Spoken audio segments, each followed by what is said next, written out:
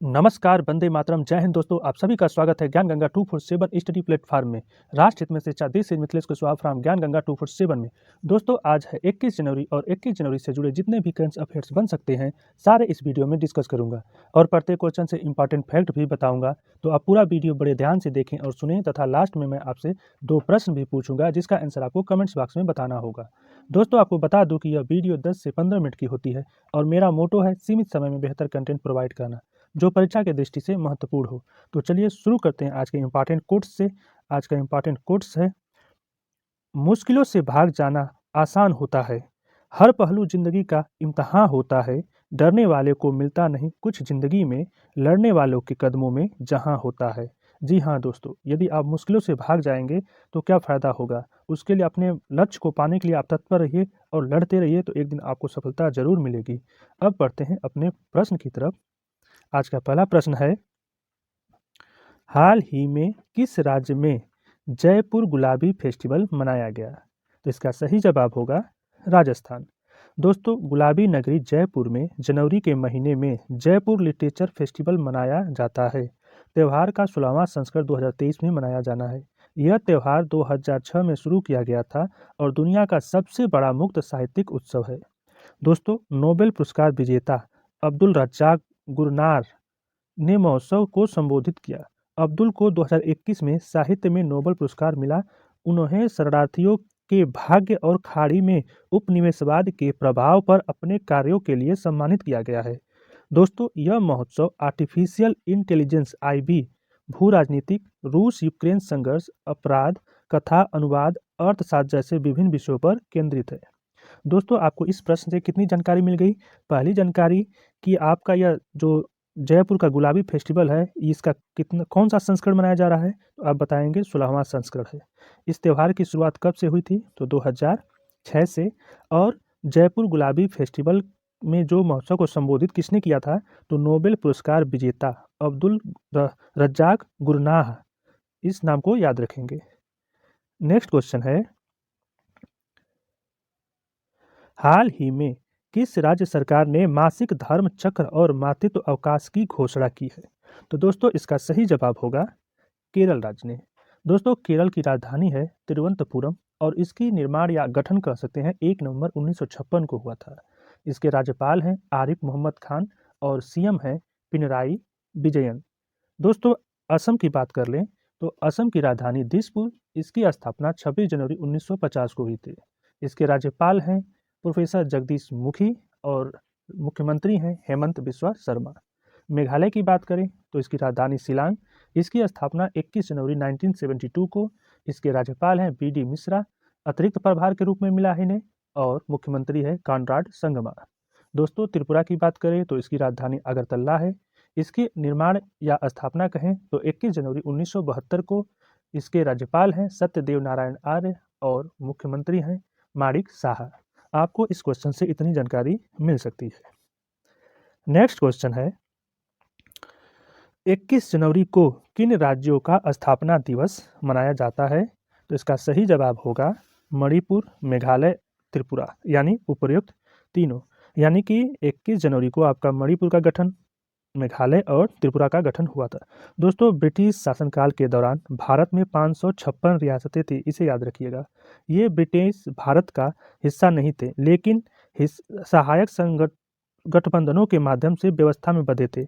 1935 के भारत शासन अधिनियम के साधन की शुरुआत की। इसके तहत एक रियासत भारतीय संघ में शामिल होने का विलय चुन सकती थी। अधिकांश रियासतें परिग्रहण के साधन पर असहमत थी, लेकिन द्वितीय विश्व युद्ध के बाद उन्होंने अपनी राय बदल दी और 1947 में अंग्रेजों के भारत छोड़ने के बाद कई राज्य महासंघ में शामिल हो गए। कुछ अपनी स्वायत्तता पर कायम रहे। इनमें से सबसे ज़्यादा जूनागढ़, हैदराबाद और जम्मू कश्मीर विलय पत्र पर साइन नहीं किए थे। जूनागढ़ के जो नवाब थे, नवाब मोहम्मद महावत खान जी तृतीय, और हैदराबाद में जो ऑपरेशन पोलो करके 13 सितंबर 1948 को विलय किया गया, और जम्मू कश्मीर को 26 अक्टूबर 1947 को राजा हरि सिंह ने विलय पत्र पर साइन कर भारत में विलय किए। दोस्तों, मणिपुर की गठन की बात है, देख लेते हैं।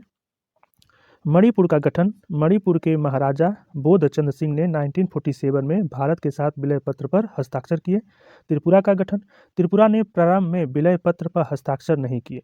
1949 में इसका भारत में विलय हो गया और इसे केंद्र शासित प्रदेश बना दिया गया। बाद में 1972 में इसे पूर्ण राज्य का दर्जा मिला। इस टर्म को आप याद रखेंगे। मेघालय की बात करते हैं तो मेघालय में खासी पहाड़ी, गारो पहाड़ी और जयंती पहाड़ियाँ नामक 3 मुख्य क्षेत्र शामिल थे। गारो और खासी के शासक 1947 में भारत में शामिल हुए। नेक्स्ट क्वेश्चन है, विश्व आर्थिक मंच 2023 की बैठक का विषय क्या है? तो इसका सही जवाब होगा एक खंडित दुनिया में सहयोग। दोस्तों, विश्व आर्थिक मंच दावोस स्विट्जरलैंड में अपने वार्षिक शिखर सम्मेलन के लिए जाना जाता है। अर्थशास्त्री क्लाउस स्कैबन द्वारा स्थापित एक गैर सरकारी संगठन है।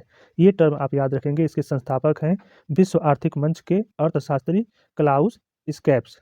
इस वर्ष विश्व आर्थिक मंच की थीम है एक खंडित विश्व में सहयोग।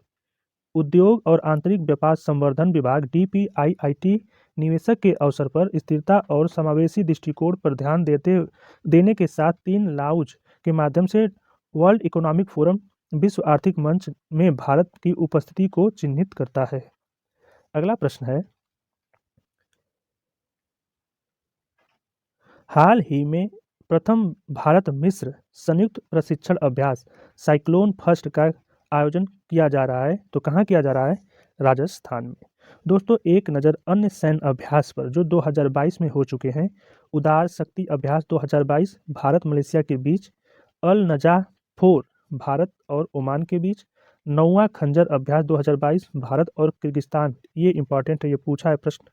20वां वरुण अभ्यास 2022 भारत और फ्रांस, पीच ब्लैक 2022 बहुराष्ट्रीय यानी इसमें कई देशों ने भाग लिया था। टाइगर ट्रंप अभ्यास भारत और अमेरिका, यहाँ पे ट्रंप आ गया इसलिए अमेरिका। काकाडू अभ्यास 2022 भारत और ऑस्ट्रेलिया के बीच हुआ है। नेक्स्ट है, विश्व आर्थिक मंच WEF का 53वां संस्करण का आयोजन कहाँ किया गया है? तो अभी ऊपर आपको इसका डिटेल मिला है, स्विट्जरलैंड के दावोस में। अगला प्रश्न आपका है, भारत फ्रांस का संयुक्त नौसैनिक अभ्यास वरुण का कौन सा संस्करण है? इसका 21वां संस्करण हुआ है। दोस्तों, भारत और फ्रांस के बीच द्विपक्षीय नौसेना अभ्यास की शुरुआत 1993 में हुई थी। इसे 2001 में वरुण नाम दिया गया था। पिछले 30 सालों में यह अभ्यास भारत फ्रांस रणनीतिक द्विपक्षीय संबंधों की पहचान बनाता है।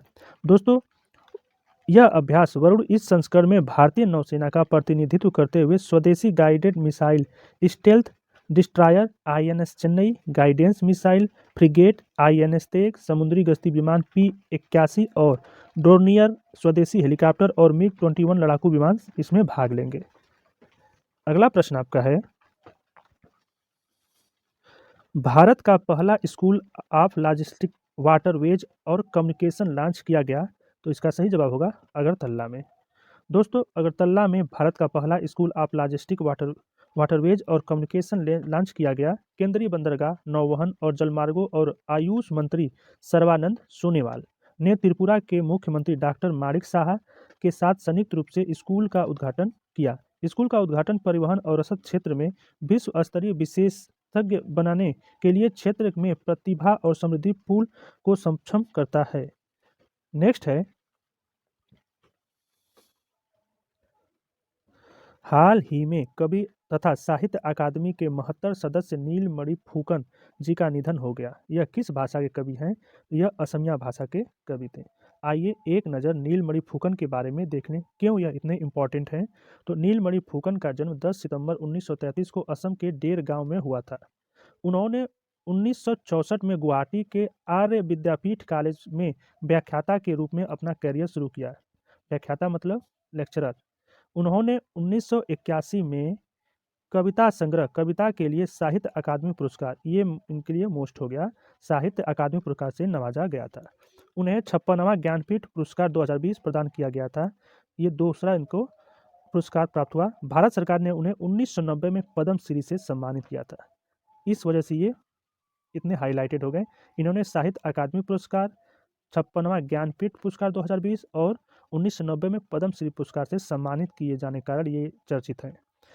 अपनी इनकी रचना क्या है? जूरिया हेनु नामी आहे ई नोडिएडी कविता और गुलाबी जामुन लगाना शामिल है। नेक्स्ट है, देश का पहला ग्रेन अनाज एटीएम कहाँ स्थापित किया गया? तो इसका सही जवाब है गुरुग्राम में। अगला आपका प्रश्न बनता है, दोस्तों वीडियो पसंद आता है तो इसे लाइक कीजिए, शेयर कीजिए और चैनल पे नए हैं तो चैनल को सब्सक्राइब कीजिए। चूँकि मैं डेली भूल जाता हूँ इसलिए मैंने इसको लिख डाला, और आप लोग भी देखते हैं और वीडियो को स्किप करके चले जाते हैं। तो आप वीडियो को लाइक करें, दोस्तों के साथ शेयर करें। अगला प्रश्न है, एथेनॉल प्रमोशन नीति अपनाने वाला पहला राज्य कौन सा है? तो यह है बिहार। दोस्तों मार्च 2021 में एथेनॉल उत्पादन प्रोत्साहन नीति 2021 लॉन्च हुई थी। एथेनॉल पॉलिसी को लॉन्च करने वाला बिहार पहला राज्य है। बिहार में यह नीति 31 मार्च 2025 तक प्रभावी रहेगी। कहा जाता है कि इस नीति के तहत सूबे में 38 जिलों में एथेनॉल प्लांट लगाए जाने की योजना है। नेक्स्ट है, विश्व का सबसे बड़ा फ्लोटिंग सोलर फार्म कहाँ स्थापित किया गया है? इसका सही जवाब है सिंगापुर।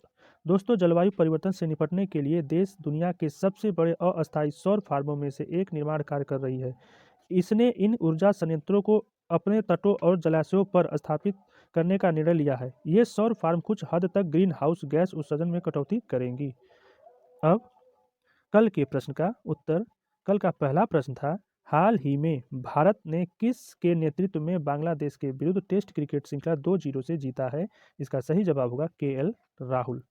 आपका अगला प्रश्न था, भारत नेपाल संयुक्त द्विपक्षीय सॉरी दूसरा प्रश्न है, भारत नेपाल संयुक्त द्विवर्षीय प्रशिक्षण अभ्यास सूर्य किरण 16 का आयोजन कहाँ किया गया? इसका सही जवाब होगा सालझंडी नेपाल में। आपका आज का प्रश्न है, विश्व बाघ दिवस कब मनाया जाता है? और दूसरा प्रश्न है, गिर नेशनल पार्क कहाँ अवस्थित है? इस दोनों प्रश्नों का उत्तर आप कमेंट्स बॉक्स में दे सकते हैं। तो दोस्तों यह था हमारा आज का करंट अफेयर्स का वीडियो आपको कैसा लगा प्लीज़ कमेंट्स करके ज़रूर बताएं। और यदि आप मेरे चैनल पर नए हैं तो आप चैनल को सब्सक्राइब कर लें और साथ ही बेल आइकन को प्रेस कर दें ताकि आपको नए वीडियो का नोटिफिकेशन मिलता रहे। आपको इस चैनल से निश्चित मदद मिलता रहेगा। ज्ञान Ganga 247 always with you. Thanks for supporting and watching video. जय हिंद।